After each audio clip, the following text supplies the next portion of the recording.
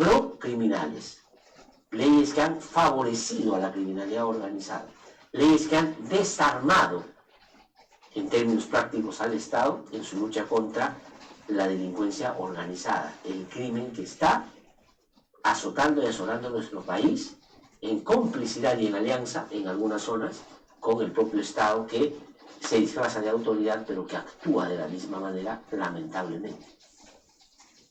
Y ahí están las principales responsabilidades. Es lógico que pase lo del Patás. No es un asunto que uno tenga que mirar con sorpresa. Sí, por supuesto, con indignación, sí, por supuesto, con consternación y con malestar, porque es un drama que duele, pero es la consecuencia lógica, es la materialización territorial de lo que quienes están en el poder, que son delincuentes, han hecho de manera sistemática. Después de haber llegado a la ineludible constatación y al reconocimiento, al asumir su verdadera esencia, que son organizaciones criminales disfrazadas de partidos políticos y que la justicia ya no sabe, decidieron utilizar el poder que tienen para beneficiarse dándose leyes que les garanticen que no terminen en la cárcel y que puedan seguir operando como lo han hecho durante este último lustro que ha sido realmente dramático en materia de inseguridad. Y al mismo tiempo de beneficiarse, han beneficiado, propiciado, fomentado, incentivado, motivado, han arengado para que la criminalidad organizada territorialmente diga bingo y consolide el control que tiene en algunas regiones del país. Esta es tan solo una de ellas. Habría que mirar con mayor atención lo que está pasando en las fronteras, Colombia, Brasil, fronteras con Ecuador, para que se den cuenta que como Patás hay varias otras zonas que están ya padeciendo esta convivencia pragmática del mal, del crimen, pero tiene responsables. Yo quisiera sumar a la responsabilidad que tiene el Ejecutivo directa en la lucha contra la criminalidad organizada que se expresa en la minería ilegal, que el señor Santibáñez, siendo ministro un tiempo larguísimo, no hizo absolutamente nada, y hoy día la presidenta, por hacer nada para la gente, pero mucho para ella, lo ha convertido en un súper asesor presidencial, inventándole un cargo para que solo ella se sienta más segura, que le importará a los familiares de los 13 que fueron degollados. Esto es Sinaloa, esto ya es una actuación de cártel, ya no se puede interpretar de una manera distinta. Y la señora Boluarte lo ha motivado a cambio de ella buscar salvarse. Es decir, este es el canje: te entrego territorios al crimen a cambio de que yo me salve. Le entrego al Congreso de la República la posibilidad que haga y deshaga y se lleve todo lo que quiere a cambio de que no se consigan los votos para vacarme. No importa si la consecuencia práctica es 50 asesinados o ejecutados extraoficialmente en protestas. Más de 4.600 personas asesinadas durante el régimen de la señora Boluarte, entre las cuales 13 han sido brutalmente asesinadas, secuestradas, torturadas, degolladas y exhibidas de la manera que todos hemos podido apreciar a través de las redes sociales. O sea, esa insanía, esa manera tan brutal de querer exhibir el poder que tiene, es expresión indiscutible de que se sienten en el poder y que no les va a pasar absolutamente nada. La responsabilidad es del Ejecutivo, es del Congreso de la República, y el Tribunal Constitucional ha terminado actuando como una bancada más del Congreso cuando tuvo la oportunidad irrepetible de, al revisar la ampliación del registro de la minería informal, que es una coartada para que la criminalidad esté metida en el ámbito de la minería ilegal, pues siga operando sin ningún control. Acuérdense ustedes, y lo vamos a revisar en un ratito, ¿no?, la votación que hubo en el Congreso de la República a favor de la ampliación de la Reinfo, cómo el gobierno prefirió perder a un ministro en el marco de esa ampliación. Y cuando el Tribunal Constitucional, a pedido del Colegio de Abogados de Loreto, a pedido de abogados de organizaciones indígenas y de distintas otras organizaciones, que le pidieron al Tribunal Constitucional que deje sin efecto esa norma porque era inconstitucional, ¿qué hizo el Tribunal Constitucional? Lo avaló. Y los responsables de esto, el presidente del Congreso de la República, tan directamente vinculado con la minería, y que cuando todos hicieron notar de esas proximidades antes de que lo elijan, no lograron contener lo que el Congreso quería hacer con ese tema, que era poner a un operador de ellos justamente en torno a este tema. Pusieron al señor Saguana para esto. Y después se han exhibido con los mineros ilegales, informales, porque ahí hay mucha plata para las campañas y hay mucha población que han logrado estos sectores ilegales vincular por la ausencia del Estado, porque nadie les da posibilidades de sobrevivir siquiera, y estos terminan captándolos para sus redes o para los eslabones que necesitan para operar ilegalmente. Y en esa perversa combinación los políticos se han entregado a la minería ilegal. O sea, esto no debiera ser una sorpresa. Esto es, en realidad, una combinación, como bien dice Juan de la Puente, entre leyes pro crimen y la corrupción. Y es el empate de las organizaciones criminales en algunos territorios que han decidido usar sus propias reglas. Miren lo que ha pasado. Estos trabajadores eran parte de una empresa que a su vez tendría convenio con una empresa como La Poderosa. Y los han tratado de esta manera. Vamos a revisar estas últimas decisiones para poder, con detalle, saber dónde está el problema, ¿no? Porque ahora todos se ponen, por supuesto, a darse golpes de pecho. Todos se ponen a decir qué grave es esta situación, punto de quiebre, no puede ser, esto ya es demasiado. Es demasiado hace bastante tiempo, cuando quienes están en el poder avalaron que asesinar 50 personas en las marchas era un hecho admisible. ¿De qué se pueden quejar si ahora son solo 13? Y mañana podrán ser 100 o 20, porque como no son sus muertos, seguirán pasando. Y porque ellos saben que son los únicos responsables de todo lo que sucede en esta y otra zona del país. Vamos a el comunicado que sacó La Poderosa, ¿no? Ahí está.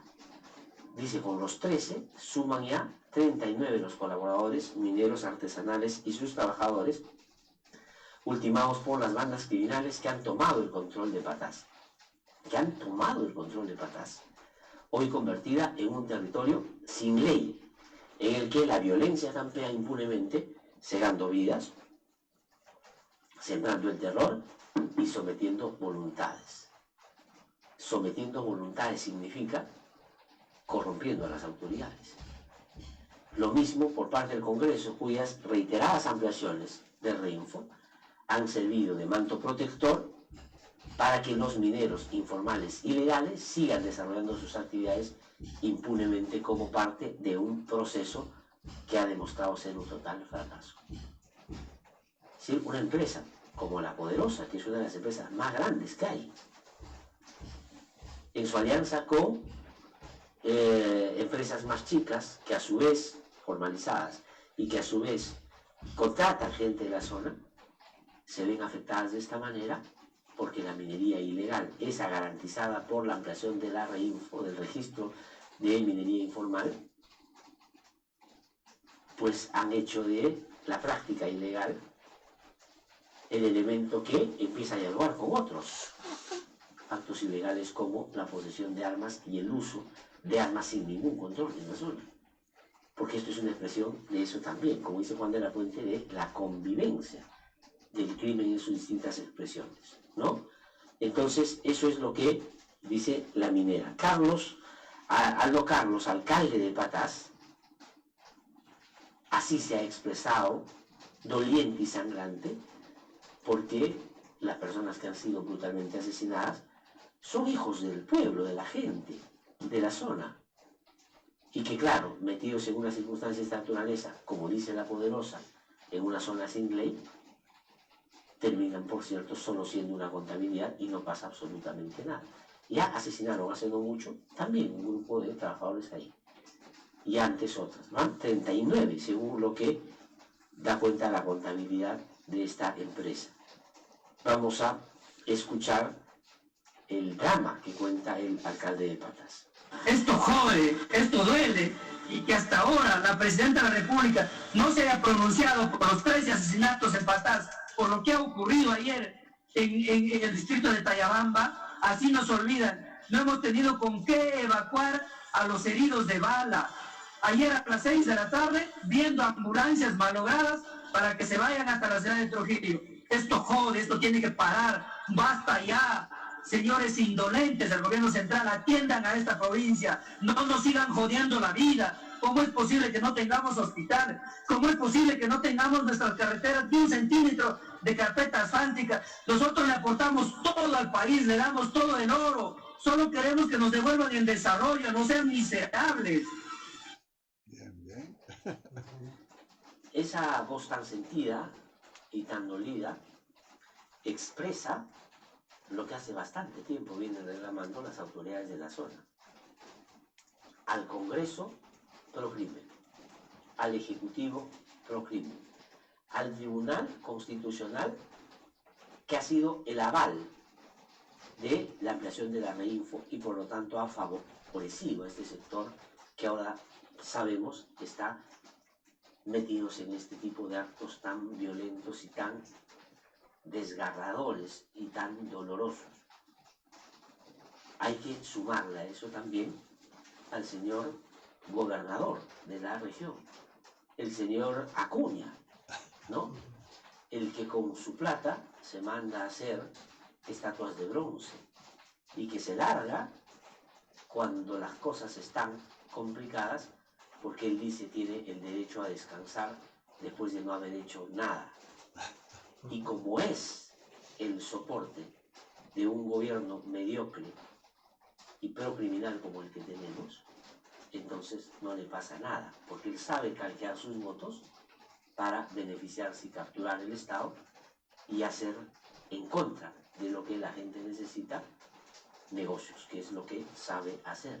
Hoy día los grandes hombres de negocios que han entrado a la política han entrado para hacer bulla por un lado y nosotros seguir la bulla y ellos seguir usando el Estado para beneficiarse, ¿no?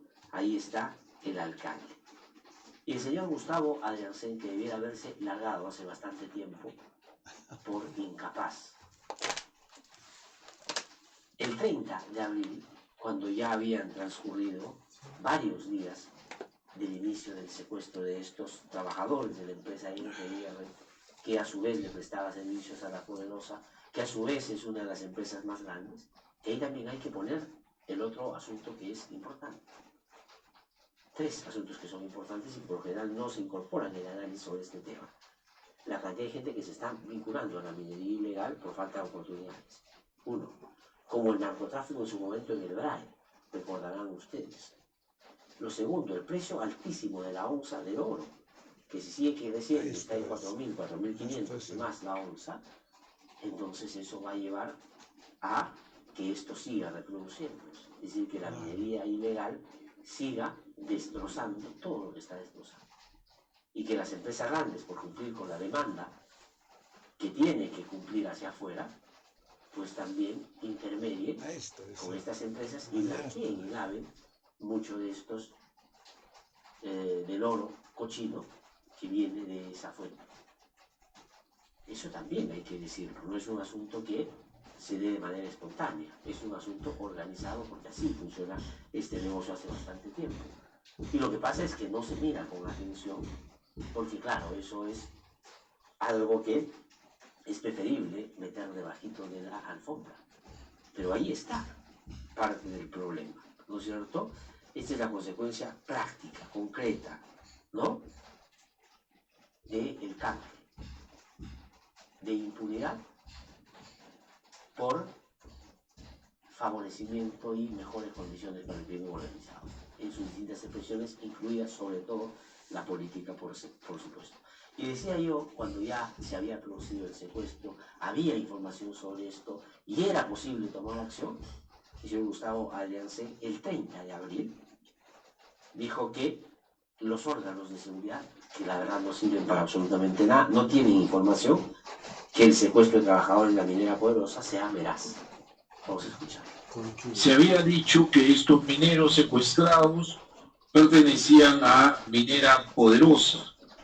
Hemos tomado contacto directo con Minera Poderosa y ellos han descartado, repito, la propia minera ha descartado que pudiera tratarse de trabajadores de ellos directamente de la mina o trabajadores mineros con los que ellos puedan tener algún tipo de convenio. Pero más allá de ello, sean de la mina o no sean de la mina, nos preocupa que esta información sea cierta. Sin embargo, nuestros órganos y cuerpos de seguridad han estado actuando en Patás y no tienen noticia, repito, no tienen noticia que el suceso que se informó ayer sea veraz. O sea, bastaría con este video para censurar a este incompetente. ¿no? Sí, bla, bla. Pero como el gobierno está sometido a una dinámica una carta diciendo que de los sí, prestamistas votamos, es decir, 29 que a había cambio puesto la de denuncia. haz con el país lo que te da la gana, no pasa nada y todo demora. Y todo demora hasta que las cosas se vayan reacomodando y cuando ya estén reacomodándose, hacen sus, entre comillas, gestos ante la ciudadanía, pero cuando ya no sirve nada, como hicieron con el señor Santibáñez. Acordaron sacarlo para, con ese pretexto, capturar el Ministerio Público y necesitaban una locomotora para jalar justamente ese despropósito. Y la señora Boluarte lo volvió a contratar en los términos que aquí ya hemos referido de manera reiterada. Y aquí también pasa exactamente lo mismo. La servidumbre que hace el señor Alliance, a decir de su antecesor, que se había puesto en ese sentido celoso, porque él también fue un mayordomo muy eficiente, el señor Tarola, le sirven a este Congreso de la República porque apantallan, porque salen a dar cara frente a lo que en alianza han hecho contra el país. Y al final nos van a descartar porque de eso se trata, de hacer lo que les venga en gana y cuando ya no les sirve, se van a deshacer de ellos, cuando ellos son, junto con los del Congreso de la República, los responsables de todo lo que está pasando, ¿no? Vamos a leer la ficción, vamos a nuestra sección de realismo mágico, la ficción esta mañana, el comunicado del Gobierno Regional de la Libertad del INCU, la ficción, vamos a nuestras... Han escuchado el editorial con este tema muy doloroso del secuestro y asesinato a estos 13 mineros, que solo simboliza algo más, ¿no? Que la pobre gente no tiene precio, no le importa si mueren, si viven, pero hay un trasfondo, ¿no? El trasfondo es que el precio del oro ha llegado a niveles nunca visto antes, ¿no? Sí, esto, como dicen en inglés, esto Gold Rush, ¿no? Ha hecho un efecto que prácticamente vale todo por la minería ilegal, los muertos, todo. Pero esto de dónde viene, se debe ver también esto, ¿no? Con la crisis económica de Perú, de Latinoamérica, de global, se puede decir, ¿no? En Europa, en Estados Unidos, la gente está comprando oro. Los estados, los mismos bancos de reserva están llenándose de oro, que no resulta, por mi opinión, no resulta que bien debe haber morir de hambre no puedes comer el oro, ¿no? El oro no se come, hasta ahora no hay vitamina. Pero la gente tiene esto, ¿cómo se dice? Mito del oro, porque es un mito, ¿no? No se puede comer del oro, no se puede plantarlo, el oro tampoco, ¿no? Y este mito, que con esto estás asegurado, imagínate, no puedes comer comida, pero tienes no sé cuántos kilos de oro en tu casa, no te va a dar de comer, ¿no? Así, toda esta ficción de la seguridad del oro ha llevado a esto donde estamos ahora, con 3.400, 500 dólares, una onza de oro, imagínate. Y esto obviamente repercuta también en esta tragedia que vemos acá, aparte todo el destrozo ambiental, etcétera, ¿no? La criminalidad organizada, la prostitución, el mercado de droga, etcétera, etcétera. Y de esto sí es importante, pero es mucho más allá que solo los criminales en Patás. Ya bien, leo este artículo de Pedro Franque y después cambiamos ya a lo internacional. Vivimos el derrumbe del escaso apoyo del Estado peruano daba a los más vulnerables. Un momentito, disculpe.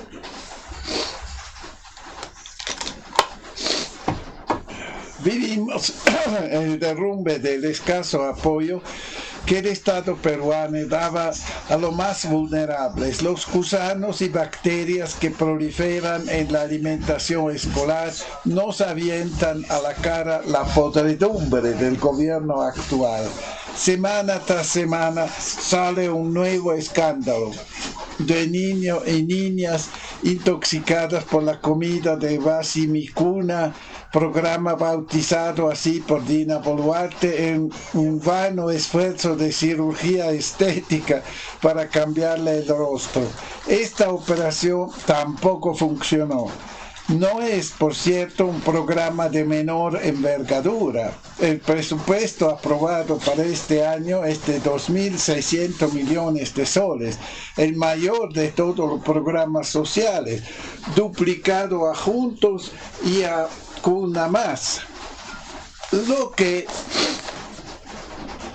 Lo que debería ser alimento para los escolares terminó siendo un bocado apetitoso para las mafias que atraviesan el gobierno. La podredumbre se reproduce en el ministerio que Dina mejor conoce, el que dirigió por año y medio antes de su traición al voto por el cambio de 2021. Los directos responsables de desastres son los ministros más cercanos a Dina. Primero estuvo Julio de Martini, que había sido viceministro del MIDIS cuando Boluarte era ministra de esa cartera, que tiene bajo su mando la alimentación escolar. Cuando ya el escándalo llegó a su límite, Boluarte le dio un jugoso contrato de asesor y lo cambió por otra de sus engreídas, la anterior ministra de Cultura, Leslie Urteaga, a saber, pareja de Morganquero, el ministro de Educación. Que en este sector la corrupción se haya multiplicado tanto es signo del gobierno actual. Recordemos que Caribarma funciona desde 2012, pero programas de alimentación escolar han existido por décadas y los hay en más de una centenar de países en el mundo. No han estado exentos de problemas. Hubo también denuncias por alimentos malogrados en el departamento de Ancash durante el gobierno de Fujimori y ha habido otros casos de niños afectados de este milenio, pero nunca al nivel de hoy. Con este gobierno la podredumbre llega al tope en la alimentación escolar como parte de una corrupción generalizada que rompe toda barrera moral. Porque si robarle al Estado significa que se afecta a todos los peruanos, el hecho de que se haga a la costa de enfermar y hasta causar la muerte a niños y niñas es particularmente abominable. Es el extremo al que hemos llegado en estos tiempos. Sicarios y bandas ametrallando buses con niños, policías que roban oro y luego de un tiempo regresan al servicio policial activo y vuelven a robar, y el gobernador regional de Ayacucho recibiendo más millones gracias a que le regaló un Rolex y otras joyas a la presidenta. Pero el problema es mayor, porque la acción social del Estado en su conjunto, que siempre fue insuficiente a la sombra de la tacañería neoliberal, hoy es absolutamente enclenque y carente de norte. En el primer año de cogobierno de Dina Boluarte con el Congreso, aumentó el número de personas en pobreza en 596,000. Eso fueron las cifras oficiales del INEI que intentaron ocultar. En Lima la pobreza entre 2019 y 2023 aumentó de 14% a 29%. Así que en nuestra capital tenemos 1,5 millones de pobres más que en el 2019. En el resto de nuestras ciudades, la pobreza es 10 puntos porcentuales más que en 2019. En costa, sierra y selva vivimos un empobrecimiento urbano creciente. Durante la pandemia, con retrasos y carencias serias, se hicieron llegar ayudas económicas que el segundo semestre de 2021 con un bono Yanapay alcanzaron al 81% de hogares pobres y al 77% de vulnerables. Pero luego todo se congeló, a pesar de que la pobreza se mantuvo alta el 2022 y volvió a aumentar el 2023. No hubo iniciativas sociales del gobierno. Es un serio problema, porque la pobreza no se debe a falta de voluntad de trabajar, sino a la inexistencia de oportunidades, en especial para los jóvenes. La pobreza, la pérdida de esperanza de conseguir un buen empleo y un gobierno podrido son las causas sociales fundamentales de esta explosión de bandas criminales, sicariato y extorsión. Jóvenes y no tan jóvenes, prácticamente cerradas las vías del progreso económico, sin guía moral y con los gobernantes dando persistentemente el mal ejemplo de aprovecharse de su poder para beneficio personal, terminan atraídos por el camino del crimen.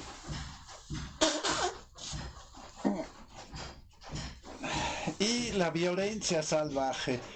Desde luego que la inoperancia de la policía y del sistema judicial, atravesados también por la corrupción, son buena parte del problema. Es innegable también que las leyes pro criminalidad de este Congreso y su gobierno han agravado la situación de inseguridad. Eso hay que cambiarlo. Pero además hay que darle oxígeno, esperanza y oportunidades a la juventud y a los peruanos empobrecidos. El Perú necesita una nueva política económica orientada a crear empleos masivamente y programas potentes de lucha contra la pobreza urbana que abran opciones para los vulnerables y ayuden a reconstruir el tejido social en cada barrio. Tiene que basarse en un nuevo enfoque en vez de desconfiar y pasar por encima de las organizaciones sociales en los barrios. Fortalezca ese tejido social para que se convierta en el primer nivel de defensa frente al hambre y la delincuencia. Deben trabajar en coordinación estrecha con un buen esfuerzo de inteligencia policial y de acción decidida. Con buen esfuerzo decidida contra las bandas criminales. Solo así empezaremos a enfrentar seriamente la inseguridad ciudadana que nos agobia. El reto es grande, no solo hay que sacar a toda la gusanería de la alimentación escolar y los programas sociales, hay que tener mejores estrategias y otorgarle más fondos a una acción social orientada a darles oportunidades y a la juventud y a las poblaciones vulnerables. Este es el artículo de Pedro Franque en Hildebrand en sus 13. Yo creo que hay otra cosa que se debe mencionar, es la cuestión sistémica, ¿no? Con un gobierno de este tipo que tenemos, es imposible esto, porque necesitamos gente con buena voluntad, experiencia y inteligencia, ¿no? Deberemos empezar un programa de rearme total, renovación total de escuelas, de infraestructura, de pistas, ¿no? De hospitales, de todo, infraestructura que necesitamos nosotros mismos, ¿no? Que falta, un montón, ¿no? De renovar las escuelas, y todo esto pueden ser miles de millones que se invierte y que da trabajo también, ¿no? Esto es lo importante. Toda la cuestión de poner informática en las escuelas, eso es un trabajo, pero interminable, así habría trabajo, ¿no? Esto todo haría, esto es el sistema KINS, como se llama, ¿no? Que el Estado invierte en obra pública, ¿no? Y con esto se insertará más dinero a todos, ¿no? Sería por todos. Aparte ahora la cuestión de los grandes cosas sociales, que parece que se va esta plata de los 2.700 millones, se va más en los bolsillos de los criminales y de los políticos, y no tanto en la boca de los pobres niños y hambrientos. Esto es también una cosa sistémica, decimos así, ¿no? Yo creo que esto es muy importante que lo realizamos, que no es solo cambiando el gobierno que se va a solucionar esto, eso es necesario que se haga, decimos, que paguen los impuestos también las grandes corporaciones mineras, por ejemplo, la Telefónica y todos que no pagan impuestos. Ya con esto que se recupera todo esto que nos deben al Estado, ya sería algo, ¿no? Que se podía hacer, mejorar toda esta situación. Bien, vamos a escuchar una música y después continuamos a nivel internacional ya.